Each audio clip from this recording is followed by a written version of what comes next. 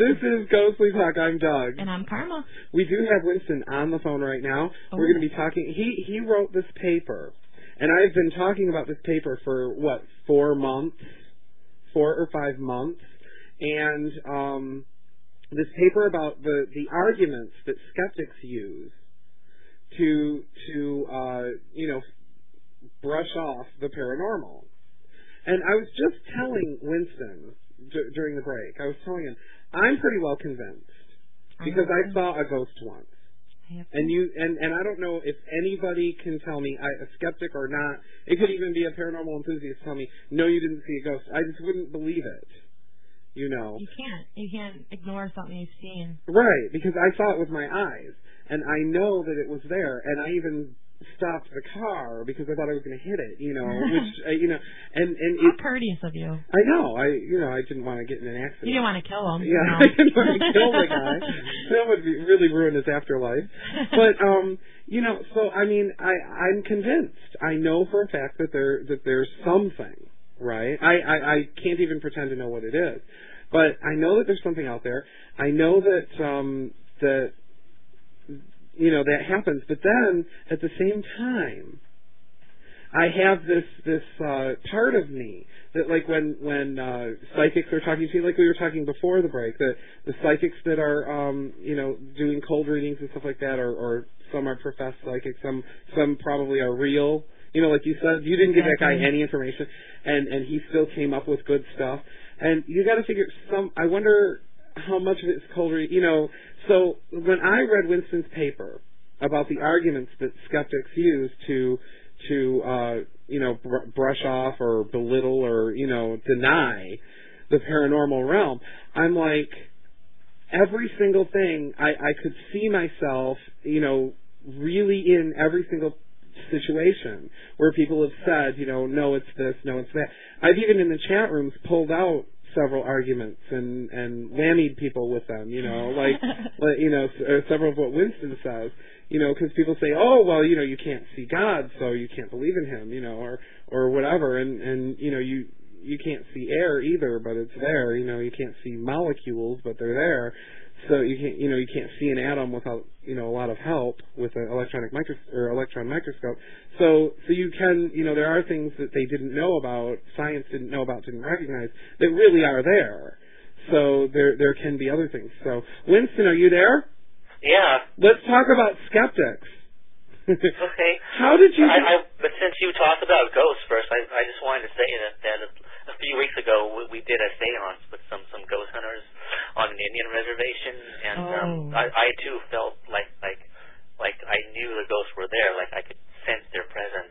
Did you when? Kind of like someone's in the room, But even though I was the only one who couldn't see or hear any of the ghosts, because I'm not usually attuned to those kind of things. So coming from me, it'd be more convincing because I don't have a history of seeing things, but I could sense that they were there. Like the best way to describe it is to say that the room is crowded, even though you don't see anyone there, but it feels like it's crowded. I've felt that. The energy around you. Yeah, it's a different energy. It's a different level. Like you do in a crowded room, except there's no one physically there. That kind of thing. And did you get like Satan was real? Did you get like physical feelings, like the hair on the back of your neck standing up, or? Not so much. I could feel a little bit of the temperature drops and the breeze. Mm-hmm. And the thing is, this was done in an airtight, sealed room. Wow. With all the windows and doors completely tightly sealed, and including the ventilation above too.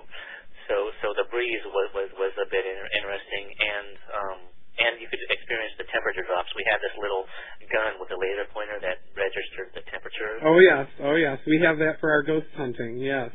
Yeah, and I'm not really experienced with that, so all of it was new to me. But yeah, I could feel the temperature drops and stuff, and I don't usually sense ghosts ever. I don't have these experiences, but this time, I could feel these sensations, and I don't go around telling people that these were definitely real ghosts, because I don't know that. But what I do know is that the sensations were real, and therefore it's something to consider. So I think a true skeptic should say, they don't have to believe or disbelieve something like that, but it's something to consider. Well, that's actually one of the arguments in your paper is about just the sheer volume of reports of paranormal, not necessarily paranormal activity, but the sheer volume of belief systems in the world that believe in them, the sheer volume of also citing reports and things like that. If you took a single person and sat him down and listened to his story, like you said, I went to the seance and it felt like there was a crowded room and there were temperature drops according to the instruments, and you listed all the anomalies, all the anomalies.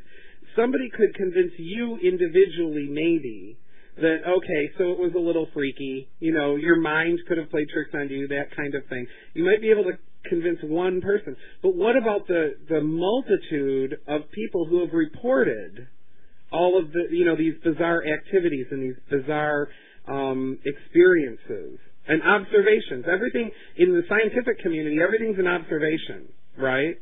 Right. You observe a phenomena or you observe something, and that's the beginning of the scientific method. Is you make an observation, and then the next step is to form a hypothesis, and then test the hypothesis is the next step. So the very first thing is the observation, and there's been literally a huge number of observations of paranormal activity, either ghosts or even UFOs and vampires and werewolves and Bigfoot or feet, and there's like the huge volume, but taking one story, and sitting one person down, perhaps you might be able to convince. I think you might be able to convince that one person. Okay, so you were a little freaked out, and your mind played tricks on you. But there's like so many other experiencers. Is that the first time you participated in something like that? Not the very first time. I did something similar in Virginia City, Nevada, because it was a town with a history of hauntings, and I had experienced similar things, but not quite as strongly as that night. So yeah, just to a lesser degree, I have. But you make a good point about the overwhelming anecdotal evidence for ghosts. Because of all the paranormal phenomenon, I'd probably say the highest proportion of people believe in ghosts. Because if you take with UFOs and Bigfoot, for instance, like some people believe in that and some don't, and I'd probably say a minority of people believe in those kind of things. But with ghosts, I mean, it's so widespread reported. Widely reported in all around the world and all throughout history that that. Apparently, it seems like at least half the people in this world believe in it, if not more. And not only that, from all different walks of life. I mean, we're talking, ancient civilizations, modern civilizations, various religious, affiliations, and the cultures, different cultures have this. There's even like a ghost day or something in Indonesia. And Mexican or people of Spanish descent, I believe, have is it their? I don't think it's Cinco de Mayo. I think it must be their Halloween kind of thing. It's where they go to the cemetery and they clean up the grave of a loved one or of family members, and they actually set plates for them at their dinner table that day. I think that a lot of it is beautiful, but it's so ingrained into a lot of culture. And people, skeptic folks, I guess, are sort of ignoring a lot of that or foo-fooing it. Yeah, and they're ignoring it because, they can't touch a ghost and they can't put it into a box, and that's kind of an oxymoron because a ghost is not solid by definition. So they want solid, hard proof of something that's not solid, and it's a bit of an oxymoron. And the other thing is that they use, a philosophical argument to try to discredit them. All they do is use this one sentence, which is anecdotal evidence is invalid. And that's sort of like a philosophical statement more than a scientific one or one based in reality, because what these skeptics are about is their skepticism is not about searching for the truth or learning new things or exploring new things. It's mostly about